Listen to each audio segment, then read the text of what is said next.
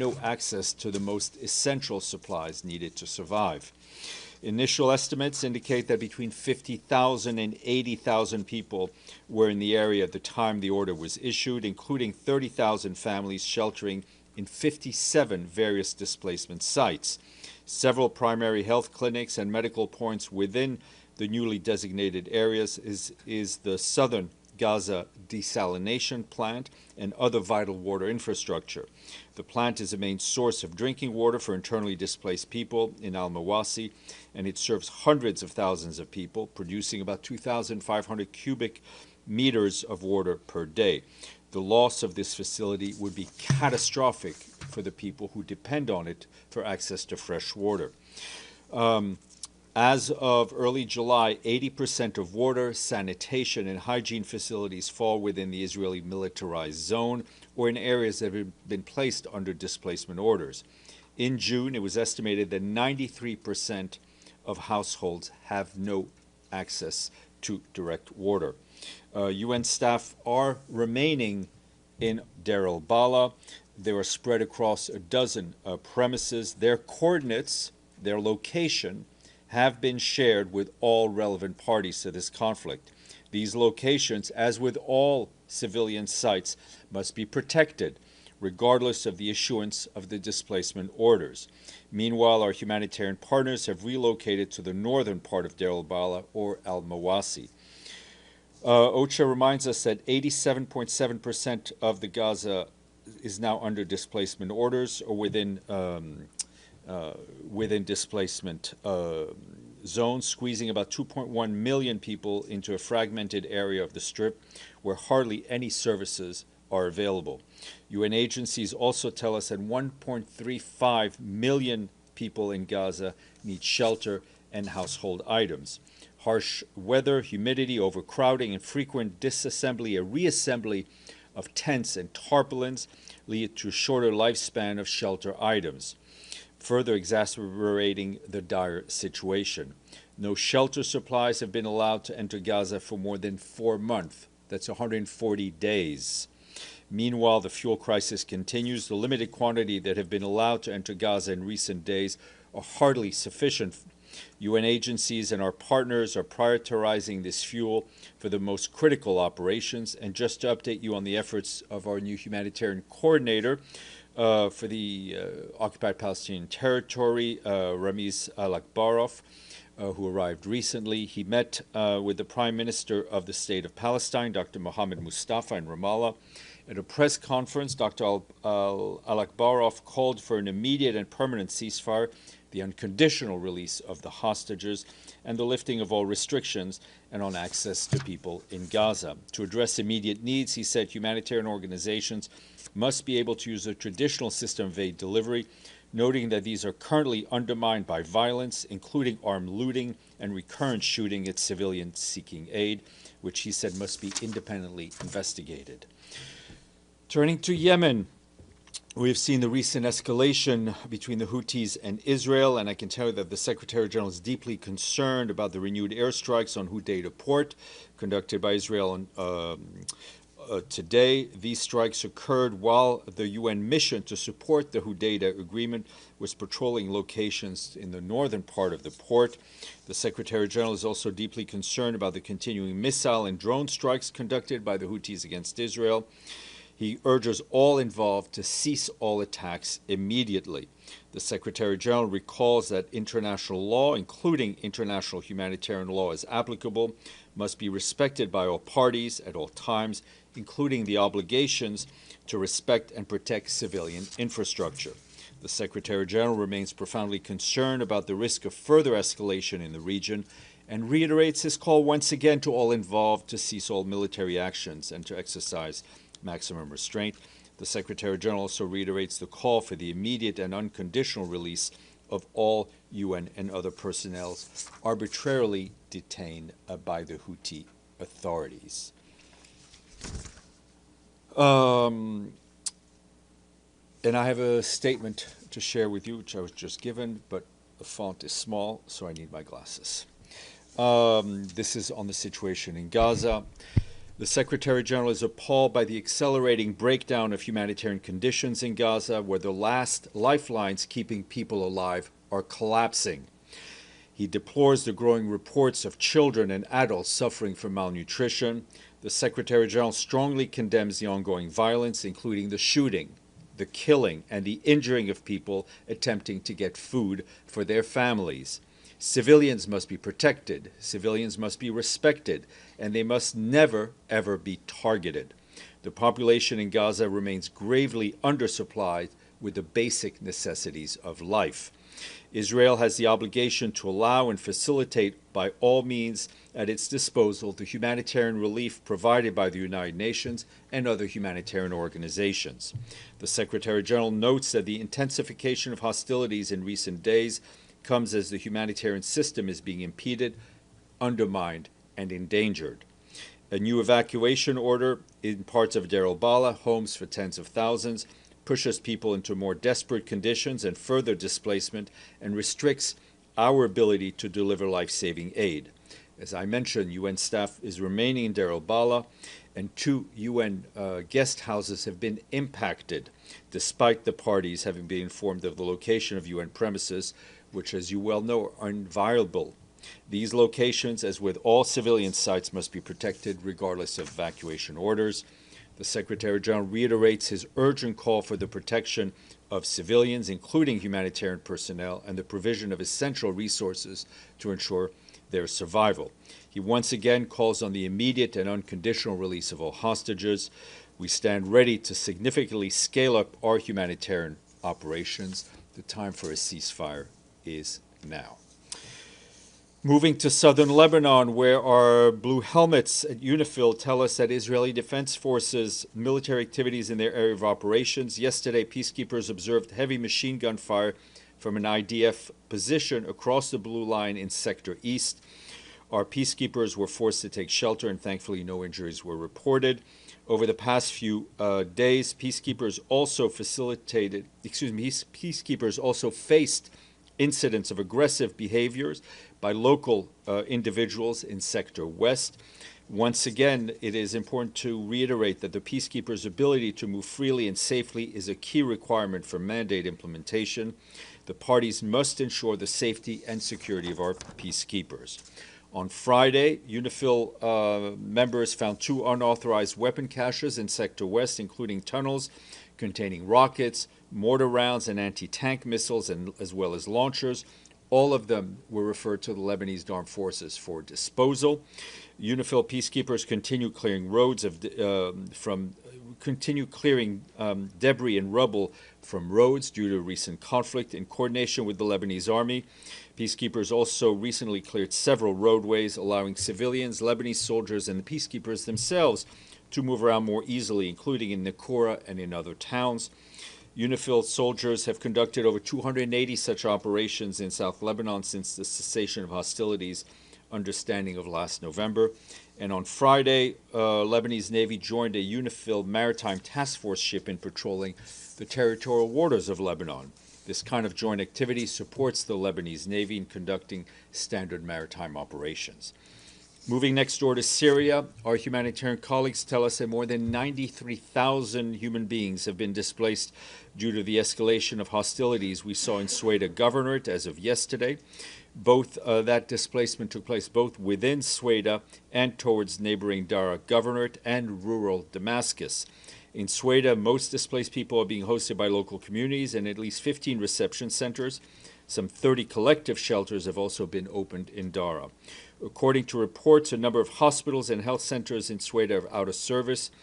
Water infrastructure has been critically damaged, disrupting services for over a week. Significant cuts to electricity have also been reported, as well as disruptions to food and other supplies. Our colleagues in the Office of the Coordination of Humanitarian Affairs and working with our humanitarian partners and the interim authorities are working to facilitate a direct visit to Sweda to assess the needs and deliver further assistance when security conditions allow it. Meanwhile, we're engaging with all relevant parties at all levels to facilitate humanitarian access and ensure the protection of people caught up in violence. On Sunday, a first aid convoy deployed by the Syrian Arab Red Crescent reached Ceuta city and the district of Salcad in Ceuta itself, where the majority of displaced people sought safety. 32 trucks carried aid provided by our colleagues at the World Food Program and UNICEF, as well as other partners. Teams are delivering vital food, water, medical supplies, and fuel to impacted people. Tom Fletcher, our emergency relief coordinator, welcomed the initial delivery as desperately needed first step, but said much more relief is needed. He said our teams in country and at UN headquarters are mobilized to move as much as we can. We're working with our partners to prepare next convoy of supplies to be sent through the Syrian Arab Red Crescent Society. Meanwhile, in Dara, we and our partners are delivering food, nutrition, water, health, and other critical items to newly displaced people reception centers. We continue to urge all parties to protect people who've been caught up in the violence, including allowing them to move freely to seek safety and medical assistance. You will saw over the weekend we issued a statement in which the Secretary General welcomed the signature of the Declaration of Principles between the government of the Democratic Republic of the Congo and the M23 movement. That signature was done in Doha, in Qatar. The Secretary General commends this important step, which opens a pathway towards lasting peace and security and the return of persons and refugees. He urges all parties to ensure the swift implementation of the commitments undertaken and expresses his appreciation to the state of Qatar for its facilitation of this process. We remain committed to supporting efforts towards peace, protection of civilians, stability in the DRC, in close collaboration with national, regional, and international partners. Turning to the situation in Sudan, our humanitarian colleagues warned that the humanitarian crisis in Sudan continues to deepen as cholera is increasingly spreading. Just yesterday, an association of Sudanese doctors in Tawila in North Darfur reported more than 1,300 confirmed cases in just 1 week. That's a dramatic surge and underscores the urgent need to scale up our response.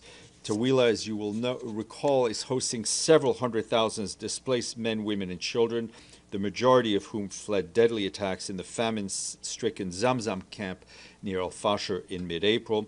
Our partners on the ground have been struggling to keep pace with the growing needs in the area, and the challenges will only increase as the rainy season sets in. Local and international partners have set up cholera treatment centers, but the current capacity is far from sufficient to cope with the rising caseload. Additional resources are needed immediately. This includes more treatment centers, mobile health facilities, ambulances, and waste management tools. Meanwhile, in eastern Sudan, in Kassala state especially, OCHA says that earlier this month more than 1,400 people were displaced because of flooding that followed heavy rains.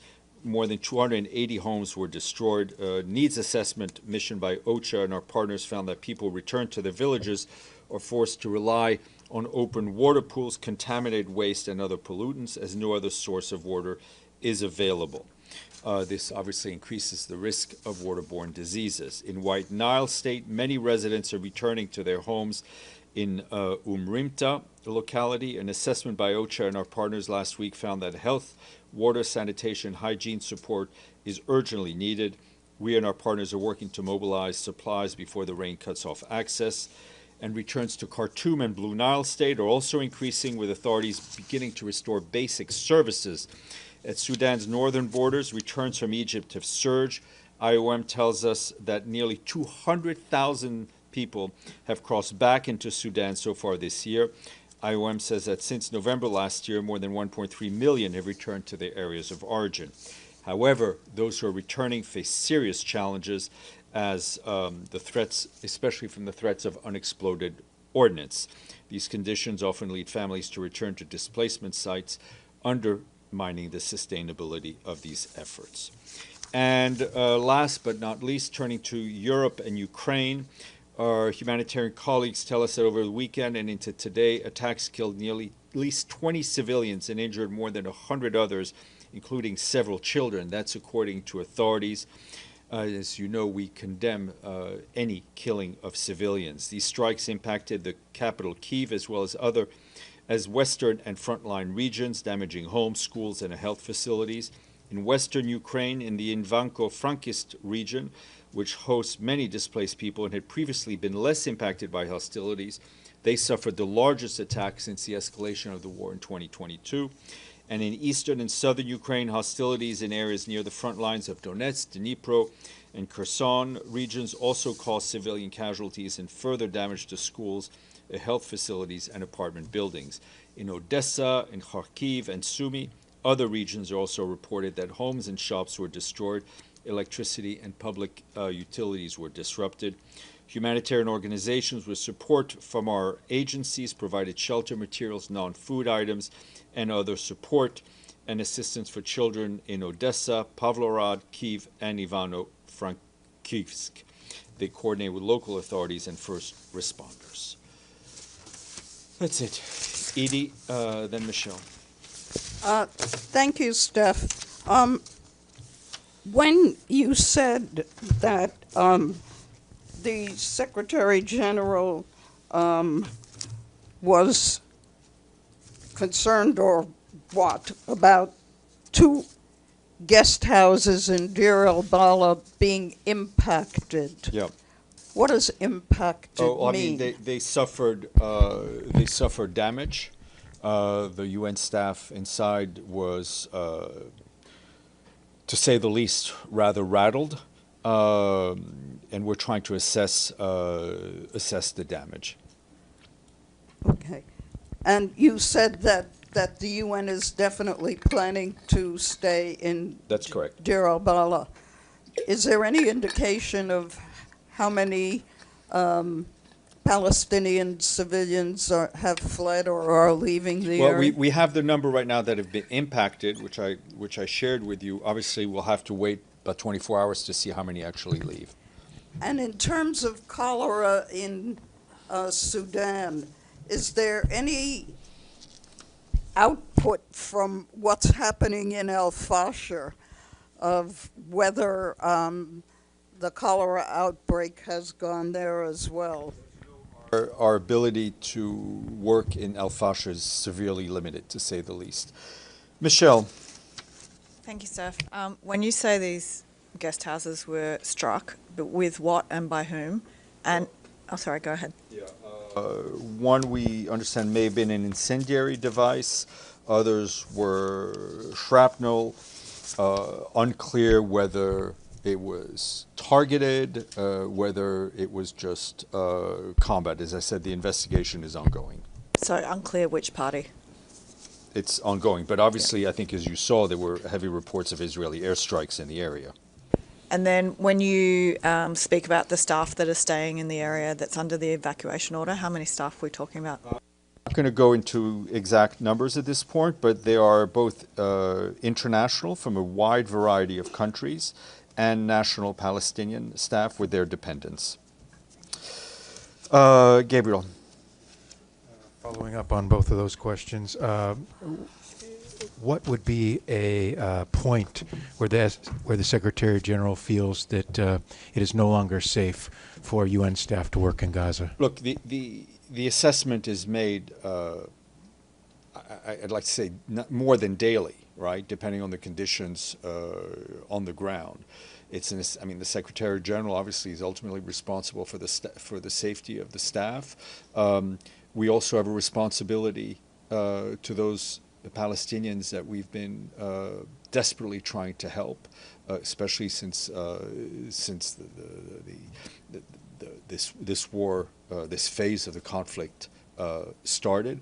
I can tell you that our colleagues on the ground are more than dedicated. I mean, I think dedicated doesn't really carry the sentiment that they show every day in staying in the front lines, staying in safe houses that are being attacked, trying to deliver aid, as one of our colleagues mentioned, sitting in, I think Carl Scow mentioned, sitting sometimes in cars for 16 to 18 hours waiting for a green light. We can only salute the work that they've been doing, as well as all of our Palestinian colleagues who not only are there as humanitarian workers, but are there as Gazans and who are themselves hungry, who are themselves worried about feeding their families. Deji, then Pam. Also, a follow-up first on the UN facilities in Deir el-Bala. as I understand, if I understand correctly, the UN staff is going to stay in their balak no matter there's evacuation order or not. Am I understanding correct? We are staying, currently staying. And as we've been saying from the beginning, when it comes to the protection of civilians, the protection of humanitarian workers, Israel has a responsibility to protect them, whether they stay or whether they go. So, which means in their balak, those UN staffers will, or let me put it this way, will be against the evacuation order to stay? Yes. Okay, so if there's evacuation order, why they have to stay there? I mean, technically speaking, all the population will leave. So what's Well, I mean, first of all, Gaza is not a very large place. Deir al-Balah is our hub, is our humanitarian hub, right? From there, staff is dispatched to different parts of Gaza. That's where equipment is. This is where our headquarters are. We will, of course, follow and try to deliver humanitarian aid where the people are, and we've continued to do that. And another thing is today more than 20 countries put a joint statement to demand ending of the war in Gaza. Any response from the Secretary General? I don't think the statement was addressed to the Secretary General. The Secretary General has been demanding an end to this conflict for quite some time, as you hear me say every day. He's been asking, demanding a ceasefire. He's been demanding the release of the hostages. He's been demanding the delivery of humanitarian aid at a scale that meets the needs. Pamela Falk. Thank you, Steph. Late last night, Iran announced that Friday they will be meeting with the E3, France, UK, and Germany on the JCPOA. And the Iranian argument is that there is no legal justification for imposition of the snapback provisions given some of the non-participation in JCPOA. UN is a party to the agreement. What is the UN's view on snapbacks? No, we are not, the issue of snapback is in a Security Council resolution drafted and adopted by Security Council members. We welcome the dialogue between the Europeans and the Iranians, and let's hope for a return to the JCPOA, a return to dialogue, and a return to the cooperation between Iran and the IAEA. And so UN itself, I mean, no one affiliated with all of the negotiations. We are not at those discussions. Thank you. Okay. Yes, sir. Just today, Secretary General met with the Pakistani Foreign Minister today. And, you know, there is a brewing crisis over there after this ceasefire, which is on a hold. Was there any discussion on India-Pakistan situation and how the Secretary General regards Pahalgam as a disputed territory or part of India? I do not have a readout yet of that meeting. As soon as I have something, I will share it with you. Stefano. Thank you, Stefan. The United States is the only country that has a leverage on Israeli government at the moment. So does the Secretary General think that the fact that the United States doesn't have at the UN at the moment an ambassador yet, all these months is not been able to really establish a policy with the United States that could help use this leverage in convincing Israel Stefano, I'm not to sure do I something. understand the question addressed to me. What I'm just trying to say is that I suspect that the Secretary General, when has to now deal with Israel, that is in the lowest point of the relationship, I believe, between Israel and the United Nations, the only way is going through the United States. Is it correct to say something like that? I will leave all that analysis to you. We continue to have very regular contacts with Israeli authorities in Jerusalem and in Tel Aviv. We continue to push those countries that have an influence on the parties to use that influence to bring an end to the conflict in Gaza. So when was the last time the Secretary General had a contact with the U.S. government? Who was the highest? With whom? With the U.S. We're talking about U.S. Israel. government, about Gaza, about the situation. We in Gaza. continue to be in touch with the U.S. authorities. Okay, I don't. Any questions online? I don't.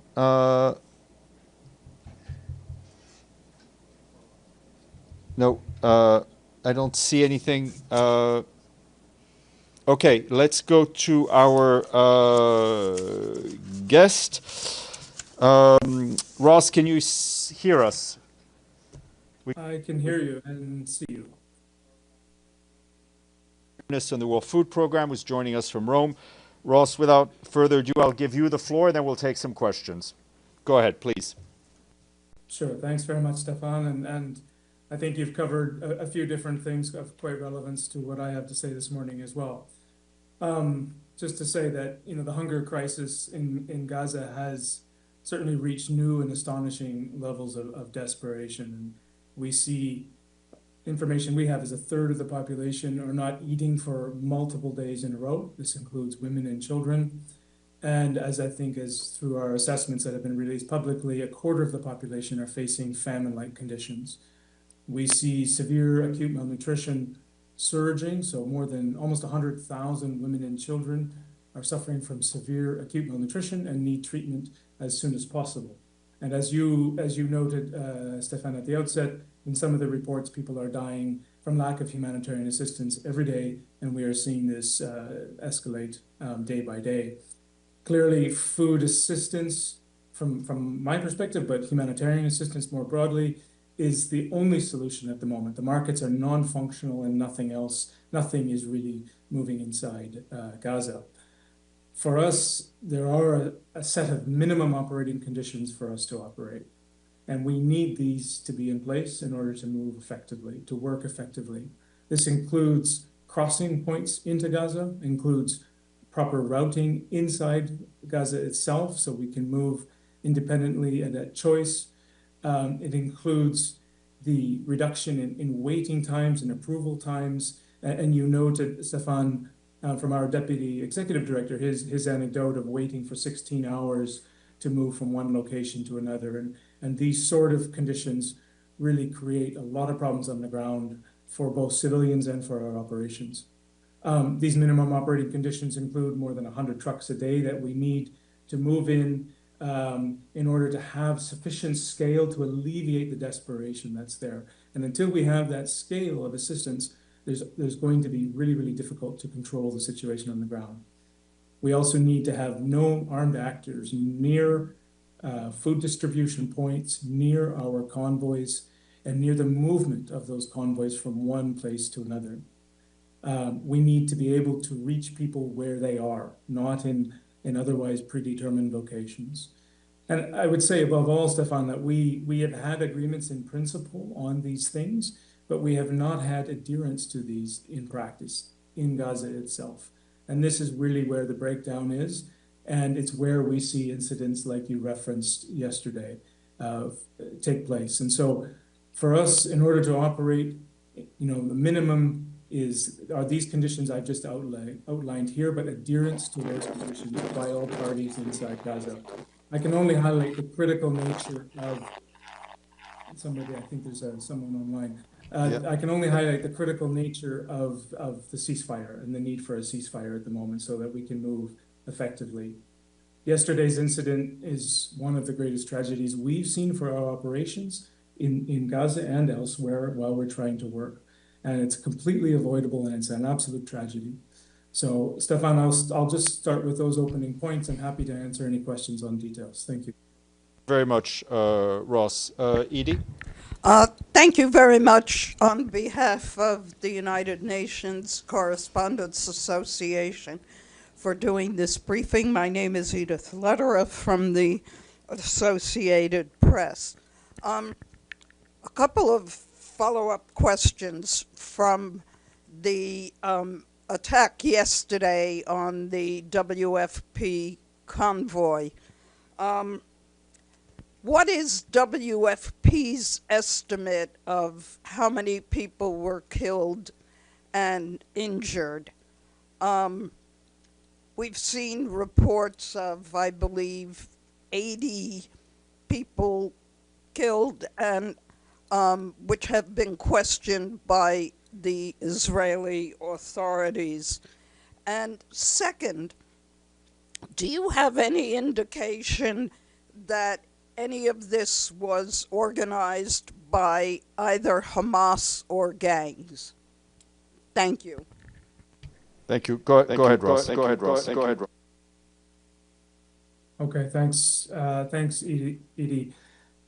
So we cannot independently verify, casualties associated with this incident yesterday. When I spoke to the team immediately after the incident, they had information that there was at least 40 people had been killed, and there were a larger number of injuries. But then you've seen further reports coming out of other reports since then. So I don't have a final number on that. But indeed, I mean, one is too many, and certainly this is far, far too many. It's an absolute tragic incident. And no, I mean, there is no evidence that it's, as you say, organized by communities on the ground or anything. I think what we are seeing here is the impact of a really desperate crowd that were clearly aware that there was going to be a movement of our food convoy from the crossing in Sikkim, and were anticipating that, and they moved en masse towards a checkpoint. And so the desperation is people are putting their lives on the line clearly in anticipation of being able to get something from a truck. So that's, I think, is what precipitated this incident. Thank you. Northern Gabriel. Thanks, Ross. Michelle Nichols from Reuters. Sorry, I've got a couple of questions, and you can come back to me if it's too many. You mentioned the agreement for 100 trucks a day. On average, how many have you been getting in? And also there seems to be the issue of how many operational trucks there are within Gaza, given that you have to unload on the Gaza side of the border and then reload onto trucks. So how many sort of operational trucks do you have in Gaza? How many are inoperable that can be fixed and you just need the parts to fix them? Fuel is, I guess, still maybe an issue on that front. And then when it comes to security, what sort of security has the UN used? Does the UN use, if any? If you could just give us a little sort of roundup on that for your aid convoys and warehouses. And then, sorry, last one, the Gaza Humanitarian Foundation has been pushing the UN to collaborate. Obviously, we all know where the UN stands on that, but have you had any discussions with the GHF, and have they explained to you how such collaboration might work if you were to go down that route? That was my last one. Go ahead, Ross. Okay. Thanks. I'll take these. A few questions there. Thanks, Michelle. Yeah, in terms of, since the middle of May, we've only been able to move less than 10% of what's needed in terms of number of trucks. So rather than counting trucks, that's kind of what we're looking at as a metric, and so clearly that's not enough. And during the ceasefire earlier this year, we were moving more than 200 trucks just of WFP food assistance alone in, and that's the level that's needed. I will say that we have enough pre-positioned outside of Gaza to provide assistance for the entire population for 2 months if we can get a ceasefire and if we can move. So we have the capacity outside. We also have, to answer your question on inside, we do have, of course, spare parts and other issues are always there, but we do have the capacity, the logistics capacity, if we have those operating conditions to move. Fuel is an issue, of course. So in order to be able to operate in the context of a ceasefire or a context where all of these minimum operating conditions are met, we need obviously fuel to run the vehicles. We do not use armed escorts for our convoys, and further, we do not have any operational relationship with GHF. And I think I'll revert to all the other briefings you had on this. We of course talk to, in every context, we talk to many people, but certainly we do not have an operational agreement with GHF. Benno? Thanks, Ross. Benno Schwinghammer with the German press agency. You mentioned nearly 100,000 people suffering under acute malnutrition. Can you give us a clearer picture what that means? How long do you estimate would it take for people to starve to death in Gaza on a large scale if nothing changes? Yeah, thanks, Benno. I mean, severe acute malnutrition, the mortality risks are very, very high, especially for young children. So they need treatment immediately. We are seeing reports, and many of these are, of course, anecdotal reports, but lots of reports of people dying of starvation now. It's very different for an adult versus a child, what it takes to starve to death or to die of acute malnutrition. But we are seeing many of those reports. I don't have more specifics than that, and I can just refer you back to some of those assessments we've done on the percentage of the population in famine, for example. So you see reports about starvation now, and you deem them credible? We certainly see reports of, and we hear reports of people that are starving to death, and we certainly have the numbers of people that are suffering from severe acute malnutrition, as well as our monitors and our monitoring information that tell us, as I mentioned at the top, the number of people that are skipping, including women and children, meals, food for multiple days in a row. So certainly we have evidence of the severity of the situation. Gabriel, then Dulcie. Thank you, Ross. This is Gabriel Elizondo from Al Jazeera English. A follow-up question on the incident that took place yesterday. You said that your convoy, as it approached the civilians, came under fire from Israeli forces. My question is, did you guys know that the Israeli forces were there, but there was an agreement that they would allow the safe passage of this aid, or did you not know that they were there and you were surprised by them? When I say you, I mean the WFP convoy. Thank you. Okay, thanks, Gabriel. Yeah, I mean, I think these are known positions, and so known routes of trucks and known locations of checkpoints. So the issue, Gabriel, is that when our convoy is moving away from the loading platform through the routes inside Gaza, they have to pass through checkpoints. Civilians are anticipating these trucks to arrive, and they crowd the checkpoints. When they crowd the checkpoints, then there are incidents that happen around those checkpoints. So I think that's, I don't have more granular detail than that, but just to say that is what has happened in this case with this checkpoint outside Zikim. Thank you. Dulcie, then Pam, then. Hi, thanks very much. It's Dulcie Leinbach from Pass Blue.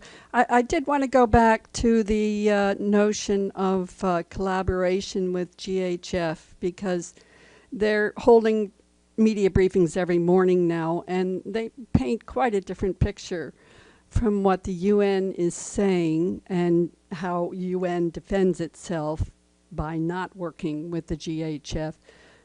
And they say, they even direct their remarks to Cindy McCain saying, give us a call, basically, we want to talk. So my sense is they're getting a little more aggressive about, or at least concerned about these killings and their aid hub operations. And they also say things like, there are 100 UN trucks waiting outside and the food's rotting, and, how can the UN let this happen?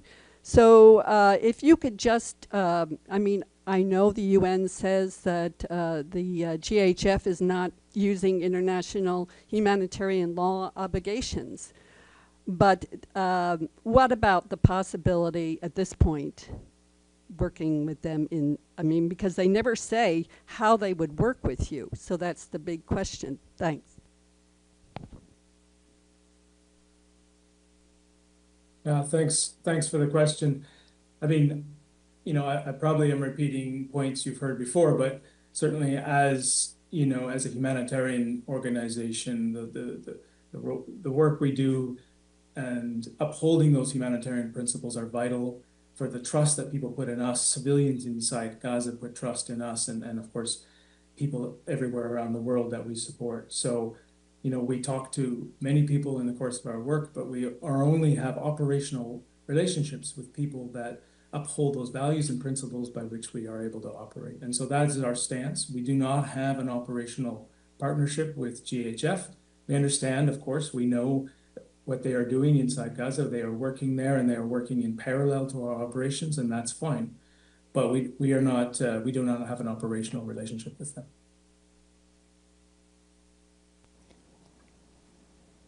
Thanks, Steph, and thank you, Ross. Follow-up, I had a different question planned, but follow-up to this last question. They clearly, the GHF rejected UN aid in the beginning and now is coming back around to working together. What exactly, when you say international law, we all know what that means generally, but what specifically would you want them to do in order to cooperate? In other words, not be armed, not shoot at people come by, what specifically? And then my original question, if I may, was just what's happening when people are injured at the sites? There are not many hospitals operating. Are there medics? Is it Red Cross or anyone there to deal with the wounded? Thank you. Pamela Fogg. Thank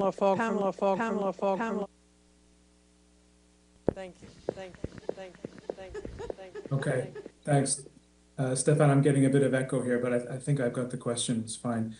So just working backwards on your last question, I mean, I don't have the specifics of the medical facilities available. So of course, people are going to the facilities that are available for assistance, but I don't have any details on that.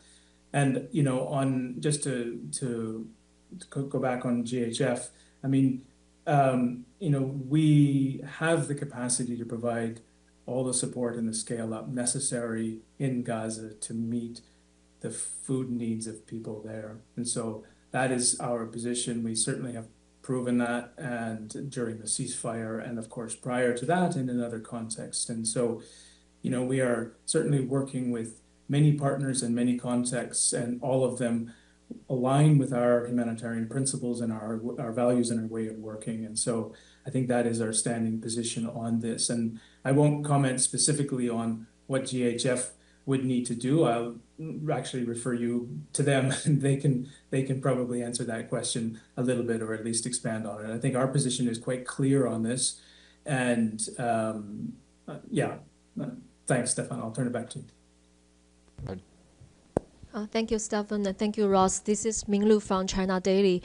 I'm looking at the Integrated Food Security Phase Identification, IPC, and it seems like the entire Gaza Strip is still currently classified under emergency, which is phase 4, from May 11 through the end of September 2025. Given the current situation in Gaza, would you expect to update this classification soon? Yeah, thanks for the question. Indeed, I mean, we have the entire population in Gaza under emergency or higher levels of hunger, and actually 1/4 of the population is under IPC phase 5, so facing famine-like conditions. And I anticipate that number to grow just given what we are seeing on the ground. So we do update the IPC regularly, both the assessments and the forecast that you're referring to there. So we will have an updated one in the future, yeah. Thank you. We're going to go online. Magdalena from Bloomberg. Magdalena, go ahead.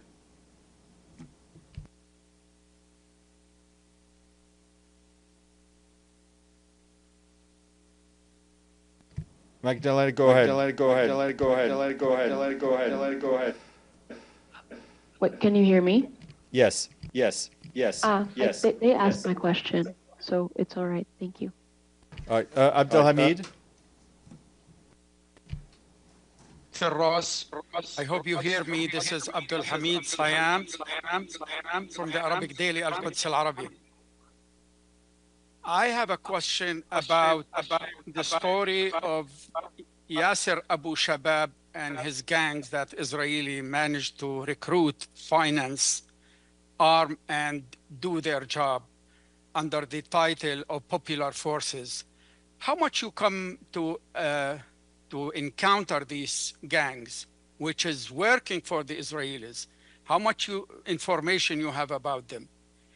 And my second question, Mr. Ross, that so many Palestinians dying indirectly due to lack of medicine, for example, cancer patients, kidney failures because they cannot do the dialysis, out of famine, many children and others are dying. So what do you think the exact number of the people who died in Gaza, directly or indirectly because of the war?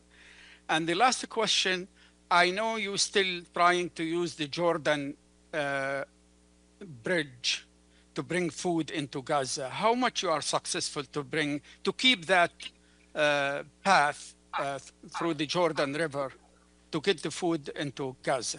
Thank you very much for the question, for the patience you have with me. Okay, thanks. Abdel Hamid. Stephane, I answer this one? Yes, please go ahead. Yes, please go ahead. Yes, please go ahead. Yes, please go ahead. Yes, please go ahead. Yes, please go ahead. Yes, please go ahead. Yes, please go ahead. Yes, please go ahead. Yes, please go ahead. Thank you. I've got a lot of echo on the line, but I got most of the question. Certainly, Abdel Hamid, we are aware of the gangs and the context of operating in Gaza. I do not have specifics of that, but just to say that one of our, certainly of these minimum operating conditions I mentioned is that we need to have no armed people, no armed groups in and around near our convoys or our food distribution points, and that's all armed actors that I refer to there. And certainly, you know, the presence of armed and criminal gangs is a big risk factor for us.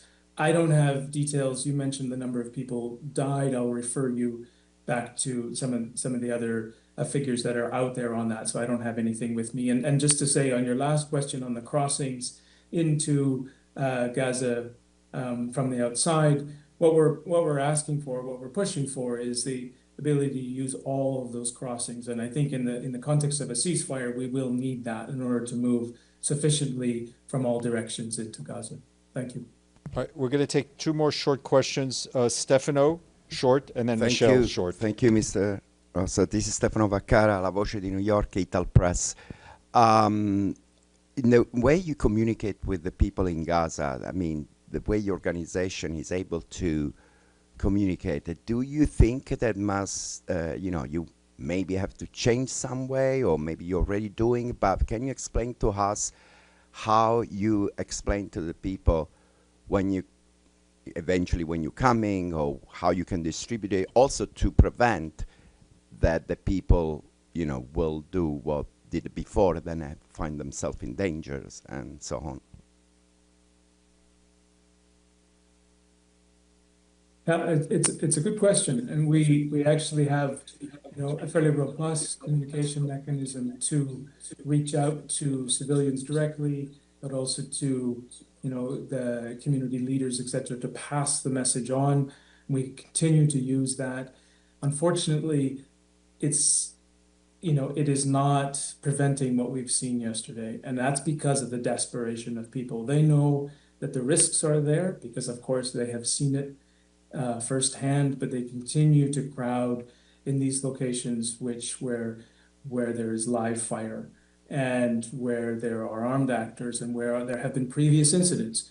And so it just gives you, I think, a real reading on the level of desperation. An individual must feel a decision that they must make to go out in front and potentially be fired upon in order to receive a bag of food. Thank you, Michelle. Thank you. Thanks for coming back to me. On GHF, when it comes to collaborating with the UN, I'm just going to keep it blunt. We're just trying to work out what they would have proposed, or what they have proposed to the UN. Does it involve the UN having to pay GHF for security, for aid convoys and aid distribution? Is that what they're proposing to the UN?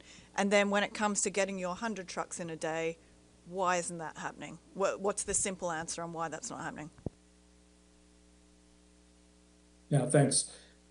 So starting with your last question, I think it is all of the reason we're not able to move at scale there is all of the things I've mentioned on the operating environment inside Gaza itself. So, you know, the time it takes to move from one location to another, the difficulties in getting approvals to move from a loading zone or from a platform into Gaza, the routes being taken, et cetera. There are many, many factors there that is really, really limiting what we can do. And then, of course, it is our own operational decisions about the risks that we are having to take and the risks that we put civilians and our staff under with some of these situations. So that is the reason we're not able to move at scale, is because these minimum operating conditions are frankly not being met, and even when they're agreed, they're not being adhered to by actors on the ground.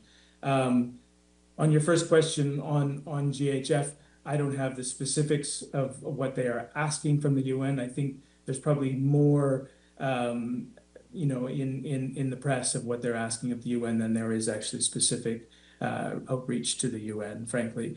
So, you know, as I said before, we work with many partners in many countries, and we work with partners that uphold the humanitarian principles and allow us to operate in a safe and effective way for the people that we serve. Ross, I'm going to ask for your indulgence. We're going to squeeze in one last question from Al Jazeera. Go ahead. Thank you very much. Bisan Abu Quake from Al Jazeera Arabic. Just a quick question. What sort of message was sent to the Israelis after yesterday's incident, given that the Israeli forces were the ones who actually fired at the crowds?